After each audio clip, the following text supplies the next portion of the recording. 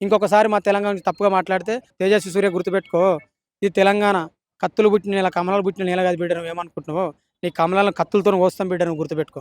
నువ్వు రా తెలంగాణకి, ఎట్లా వస్తావు మేము చూస్తాం. బుల్లెట్ జారితే మనిషి ప్రాణం పోతుంది, మాట జారితే మనిషి విలువ పోతుంది. వాళ్ళు మాట జారి తెలంగాణ ప్రజల విలువలు తీసారు. అంటే మీకు తెలంగాణ ప్రజలను హేళనగా మాట్లాడడం మీకు మంచిదా? ఎట్లా? నేను జీతగాళ్ళకి రోషం ఉండదు కదా. స్లేవర్స్ ఎప్పుడు ఫైటర్స్ కాదు, ఫైటర్స్ ఎప్పుడు స్లేవర్స్ కాదు. తెలంగాణలో బీజేపీ ఎంపీలు మొత్తం స్లేవర్స్, నాట్ ఫైటర్స్. నిన్న రాహుల్ గాంధీ కూడా అది అనడం జరిగింది. అది డీలిమిటేషన్ కాదు. కేవలం ఉత్తర భారతం వల్లే ప్రధానమంత్రులు ఉండాలి, ఉత్తర భారతం నుంచే ఎక్కువ ఎంపీలు ఉండాలి.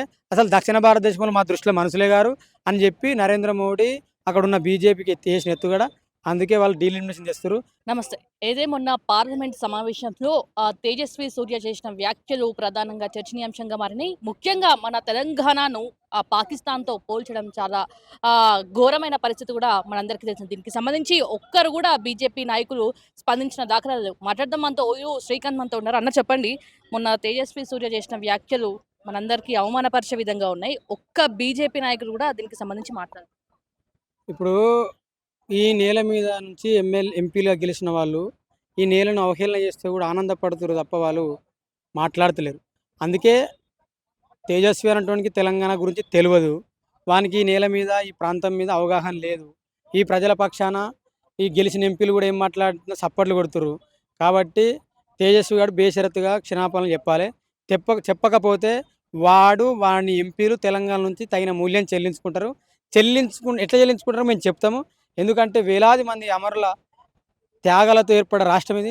దీన్ని అవహేళన చేస్తే కిషన్ రెడ్డి మాట్లాడకపోవడం ఏంది, బండి సంజయ్ మాట్లాడకపోవడం ఏంది? కిషన్ రెడ్డి అనడం జరిగింది. ఆయన క్షమాపణ చెప్పారు. దీన్ని పెద్ద ఎత్తున చేయకండి, మీరు చర్చలు చేయకండి అని. క్షమాపణ చెప్పిన డేడ చెప్పిండు ఈయన. కిషన్ రెడ్డి ఈయన ఇద్దరు ఒక రూమ్లో ఉంటే క్షమాపణ చెప్పిండా? లేకపోతే కిషన్ రెడ్డి అన్న సారీ తేజస్వి అని ఆయనకి చెప్పిండా? ఆయన చెప్పమంటున్నాం, ఈయన చెప్పుడు కాదు. ఈయననే ఆయన చెప్పినట్టుండు సారీ అన్న అని. ఆయన చెప్పలేదు. కాబట్టి కిషన్ రెడ్డి నీకు ఏమైనా అవగాహన లేకపోతే తెలుసుకో. మీరంతా కూడా కమలం మత్తులు ఉన్నారు తప్ప తెలంగాణ ప్రజల గురించి మాట్లాడిన దాఖలాలు లేవు. ఖచ్చితంగా తెలంగాణ ప్రజలు మిమ్మల్ని బొందబెడితేనే ఈ ప్రాంత అస్తిత్వము తెలియజేస్తుంది. మార్వాడోళ్ళు తప్పు మాట్లాడిన మార్వాడోళ్ళ మద్దతు తెలిపారు. ఎవడైనా సరే ఈ నీళ్ళని అవహేళన చేస్తారు. గద్దర్ గురించి కూడా తప్పుగా మాట్లాడిన అమిత్ షా అప్పుడు కూడా మాట్లాడలే. వీళ్ళు ఎవరు మాట్లాడతారు అంటే తెలంగాణ ప్రజల గురించి ఎవరు తప్పుగా మీరు మాట్లాడరా? అంటే మీరు లొంగిపోవడం ఏంది? వాళ్ళు జీతగాళ్ళు. ఎంపీలు ఎవరు లేడా? అందరూ కొన్ని పార్టీల జీతగాళ్ళు. ఈ ప్రజల జీతగాళ్ళు లేరు. ఈ ప్రజల కోసం మాట్లాడేవాడు ఎవరు లేరు. ఒకవేళ మీరు అస్తిత్వం కోసమే మాట్లాడితే, ఈ తెలంగాణ గురించి ఒక వ్యక్తి తప్పుగా మాట్లాడితే మీరు ఎందుకు మాట్లాడరు? చెప్పండి, మాట్లాడాలి కదా. అంటే దీన్ని బట్టి ఏమర్థమవుతుంది? అంటే తెలంగాణ ప్రజల మీద ఎవరు దాడి చేసినా మాకు సంబంధం లేదని చెప్తుండు. బండి సంజయ్ చెప్తున్నట్లే కిషన్ రెడ్డి చెప్తుండు. అందరూ అదే చెప్తున్నారు. కాబట్టి మా ప్రాంత ప్రజల గురించి ఎవడుగా తప్పుగా మాట్లాడినా మేము దానికి తగిన మూల్యం చెల్లిస్తాం. ఖచ్చితంగా భవిష్యత్తులో బీజేపీ పార్టీ ఎట్లా గెలుస్తుంది నేల మీద మేము చూస్తాం. అంటే తెలంగాణ అని చెప్పకుండా, కాకపోతే ఈటెల రాజేందర్ కూడా ఆయన ఉద్యమంలో పాల్గొన్నాడు. మన తెలంగాణ, నా తెలంగాణ ఉద్యమం చేసిన అని చాలా రకాలుగా మాట్లాడారు. ఆయన కూడా స్పందించిన దాఖలాలు లేవు ఇప్పటివరకు. ఇప్పుడు ఈటెల రాజేందర్ అన్న బీజేపీ మీద స్పందిస్తున్నాయి, తెలంగాణ స్పందిస్తలేడు. ఇప్పుడు ఈటెల రాజేందర్ అన్న ఏడుండు? ఆ గుట్లుండు కాబట్టి ఆ రాగాలే పాడుతుండు. అన్న నువ్వు ఉద్యమకారుల గురించి మాట్లాడు. ఈ తెలంగాణ మట్టి గురించి మాట్లాడకపోతే నీ మీద ఉన్న నమ్మకం కూడా ప్రజలకు పోతుంది. ఖచ్చితంగా ఆల్మోస్ట్ వరకు ఒక 70% నీ నమ్మకం పోయింది. నాకు తెలిసి వీళ్ళు ఎవ్వరు నెక్స్ట్ ఎంపీ ఎలక్షన్ వీళ్ళు గెలవరు. చూడు, నాకు నమ్మకం పక్క వీళ్ళు గెలవరు. వీళ్ళు గెలవకపోవడమే ఉత్తమం. ఎందుకంటే ఈ ప్రాంతం గురించి మాట్లాడినోడు వాడు ఉంటే ఎంత, ఊడితే ఎంత.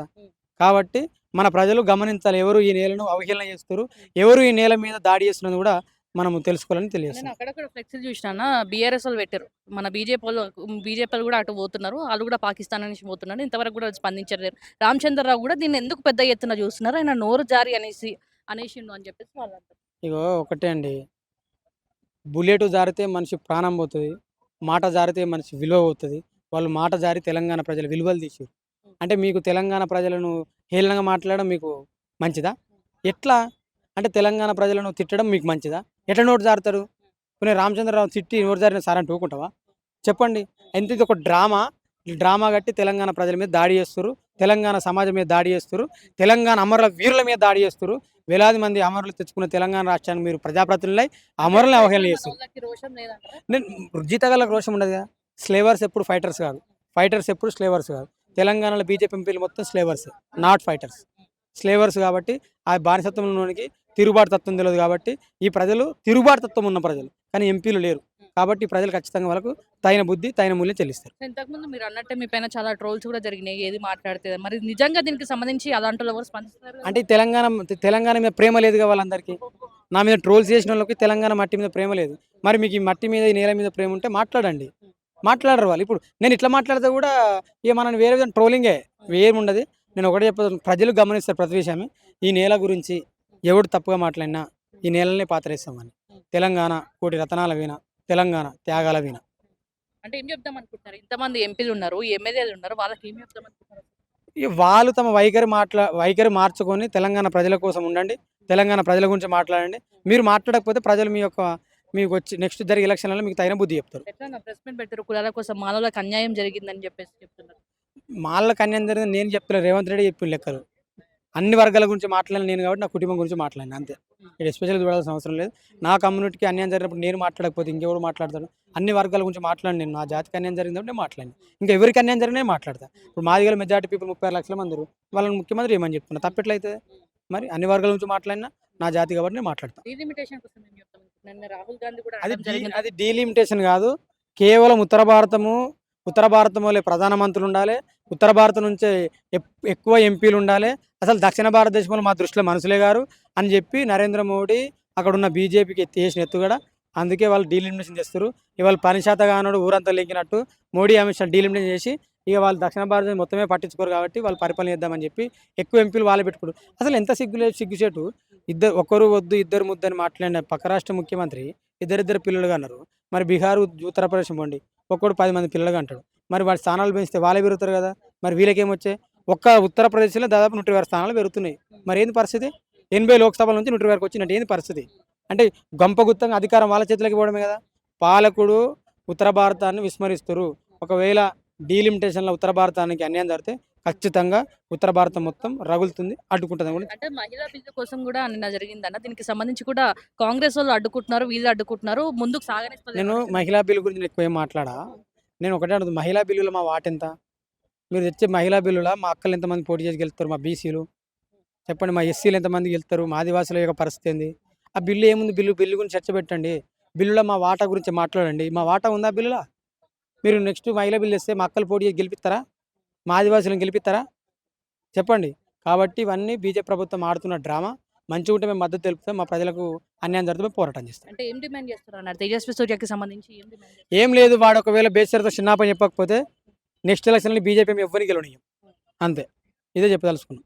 ఇంకొకసారి మా తెలంగాణ గురించి తప్పుగా మాట్లాడితే తేజస్వి యాదవ్ గుర్తుపెట్టుకో, తేజస్వి సూర్య గుర్తుపెట్టుకో. ఇది తెలంగాణ కత్తులు పుట్టిన నేల, కమలాలు పుట్టిన నేల కాదు బిడ్డ. నువ్వేమనుకుంటున్నావో నీ కమలాలను కత్తులతోని కోస్తాం బిడ్డ, నువ్వు గుర్తుపెట్టుకో. నువ్వు రా తెలంగాణకి ఎట్లా వస్తావు మేము చూస్తాం. ఇంకొకసారి మా తెలంగాణ గురించి తప్పుగా మాట్లాడితే తేజస్వి యాదవ్ గుర్తుపెట్టుకో, తేజస్వి సూర్య గుర్తుపెట్టుకో. ఇది తెలంగాణ కత్తులు పుట్టిన నేల, కమలాలు పుట్టిన నేల కాదు బిడ్డ. నువ్వేమనుకుంటున్నావో నీ కమలాలను కత్తులతోని కోస్తాం బిడ్డ, నువ్వు గుర్తుపెట్టుకో. నువ్వు రా తెలంగాణకి ఎట్లా వస్తావు మేము చూస్తాం.